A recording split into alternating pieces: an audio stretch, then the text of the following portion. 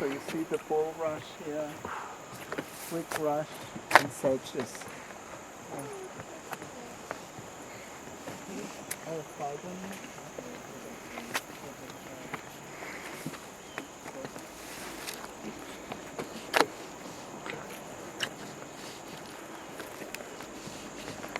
Here we came here later. That's why we missed it.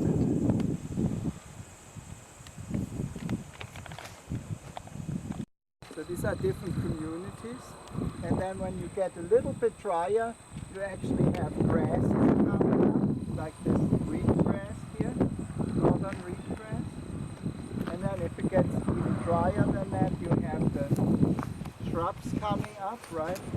And on the driest spots, you have an oak forest. So you have here kind of, this would be a huge transect to lay, right? You should take a tape measure here and go all the way over there, right? And then you would theoretically correlate that to the depth of the groundwater.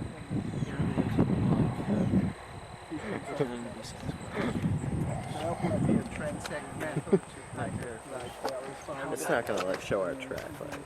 But it shows where we're at, right? So when I plug it in to Google Earth, it's going to... It'll show the track once you plug it in. You have some spots Right now it in won't between, but... like you always have a mosaic in the drier areas here in the section with the gum shrubs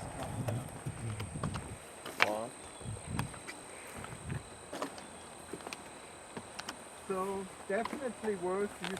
But they seem to like glossy buckthorn. It does have, yes, it is a thistle. Yeah.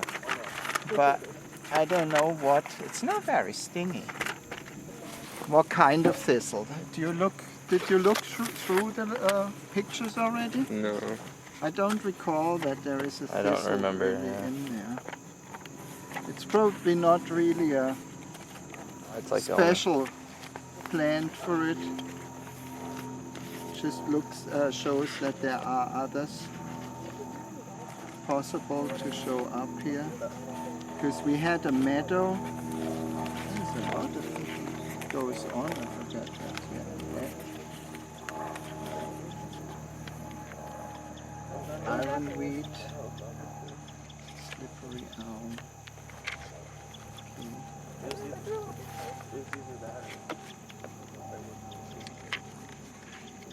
Okay, no thistle in there. No. Well, you took a picture, and Logan did write that down. Which one that is? More the flower. There's no flower on it. It's difficult. Now let's just go with sedge. And sedges are typical for the more wet parts of the meadow. The grass, oh yeah, here, number 15. Is that 15? Yeah. Good. Sedges are relatively difficult to ID. They only have as sedges one thing. Okay, they should be relatively common. So, There's a lot break of though. What is it? A sage. Sedge, yeah, S-R-E-D-G-E. Sedge. Oh. There is a saying, because it looks a little bit like a grass, right? But grasses, if you turn in the stem, grasses are round, yeah, and sedges have edges. Yeah, it's kind of three has, if you cut it through, it's a triangle. Kind of say event, maybe. This is. If you're not sure in the field, you take an educated guess. It kind of looks like that, but different color. Yeah, the color here we see is still kind of like yellowish, right? Mm-hmm. What about this one? Tall tickweed. I don't know if it has a... Yeah, this is can't more tell. elevated, Yeah. right? This looks more flat, the cone, like a cone flower. Okay. We're almost through, guys. Here's one that's flowering. I think. Flowering? Oh, Okay. that's the thickweed, isn't it? Because it has the same type of bud right Yeah. here. So maybe it is then, huh? Yeah, I would say. Tall Okay. tick seed. Tall tick tickweed. seeds. Tick seed. Tall tick seeds. Ooh, yeah. Which an Asteraceae. You see that on the head. It's probably in our list, but we didn't have that yet. It's not. Is that the same? Oh, let's see. Yeah, Not that way, something yeah. like It's an Asteraceae. You thought something else. I see the resemblance that you thought.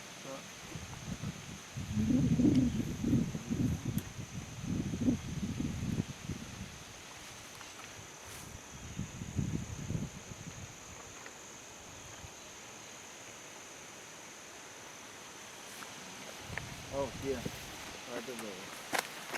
Is that looking pretty much like our Aster here? Yeah, yeah. Yeah. Calico Aster. Is that a new one? That is it. That's the one that I quizzed you Yeah. on, but it was the second name. Okay, here is one of those. The one habitat here is shrub dominated, as I said, right? It's too wet for the trees, but drier than the bulrushes or sedges. And this is what, anybody an idea what group of trees that belongs to if you look at the leaves? We had a similar one before, which Nick then ID'd. Is it a willow? It's a willow, yes.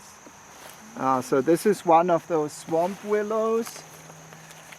Several different species. Let me see. For sure have a very distinctive look. And they typically more like the wet Horsetail. places. Yes, horsetail. Okay, we still need two more. Oh, here's the very young leaf that we had before, the one invasive. Oh, we didn't have this guys either before, right? But we probably see them later also here. Let me get that one. It's not like- really a rare species. It's like bamboo or something. Thank you. Any ideas? Looks like a bamboo. I don't know what it is.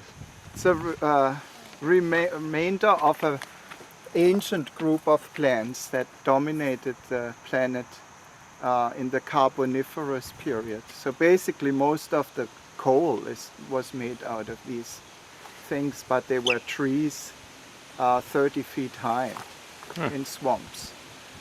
This is a horsetail. Horse. Equisito. So equi, you had the ferns. Who had the ferns? You. Is that the handout that I had? Or? Yeah. These pictures Not this one. No, this one is sawed. See, this one has like more rounded, lobed. Yeah, right? Yeah. Sensitive. Sensitive fern. Sensitive. For anybody from plant bio, what family is that in as a angiosperm? Oh, we don't know family. Asteraceae, which makes it easy, right? But they are composites, right? Do you remember that? They have, in the evolution of flowers, these are all tiny little flowers that form a capitulum or head. And these are sterile flowers on the side, they are just for show. And the pollen and carpels are actually in here, in the yellow part. So Asteraceae common meadow plants from Europe that were brought over because the cattle feeds likes to plant. There is a broad-leaved plantain, and this one is the lanceolate-leaved plantain. So it shows that here was some kind of pasture going on once before. Oh, here is actually the broad-leaved plantain. So we have them both. Very indicative for them is that they have parallel veins, although they are dicots. Yeah, you probably remember from plant, the parallel veins are often indication of monocot. That even in nature preserves, all you can do is cut the bigger ones down and put herbicide on which kind of sounds really detrimental in a nature preserve to use herbicides, right? But if you just cut them down, they come back again. So it's no-win situation with that. Okay, glossy buckthorn and the common buckthorn. We will see plenty of them later too. Okay, let's see more. How many quiz questions did you have? 10.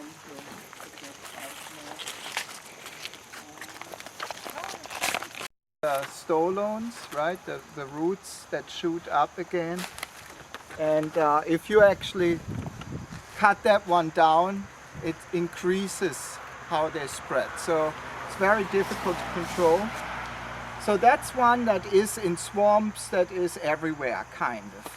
Whereas this guy here, which is called glossy buckthorn, although here is a better example actually. Glossy buckthorn, because it looks glossy, right? The leaves shine a little bit. They have a little similar the indentation of the veins. That's why they call them buckthorn here. Buckthorn can become a small tree, so that's kind of like a young one. And if you look at the leaves, they have that indentation of the veins. Different as a dogwood. So if you get a look on several of them here, so here, closer by, it's a different one, but in the same group of flowers we had before, very common autumn flowers.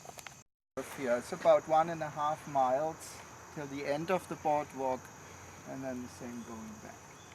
So it doesn't take us that long. That's my little introduction. And now we can come to our first plant here, this one here. This time it is flowering. There was not very and then open fields in between. That's how this naturally kind of looks like, a mosaic, and appealed really to people. Whether the Indians helped maintaining this with setting fire to woodlands to keep them open for hunting and to allow for more. Oaks are pretty good for deer, right? They eat the acorns. So if you take care of them, then you have more meat. So the Indians did that too. They didn't have cattle, but they did something like that. So it's not completely clear how much is really all natural and how much is human-made. But definitely pre-settlement, this kind of landscape. And the meadow we will see has also several different types. We will see sedge and thrush meadows that are flooded every year after the snow melts in spring for several months. And these kind of plants, they can stand that, they like that actually. And then we have shrub swamps that have these low-growing willows and dogwoods in them. Then we have some grassland dominated with real grasses, actually the tall blue stem frog again. We have leopard frogs sometimes, so you might want to check on shrub. Remember we had the arrow-leaved viburnum there, so these are two really native understory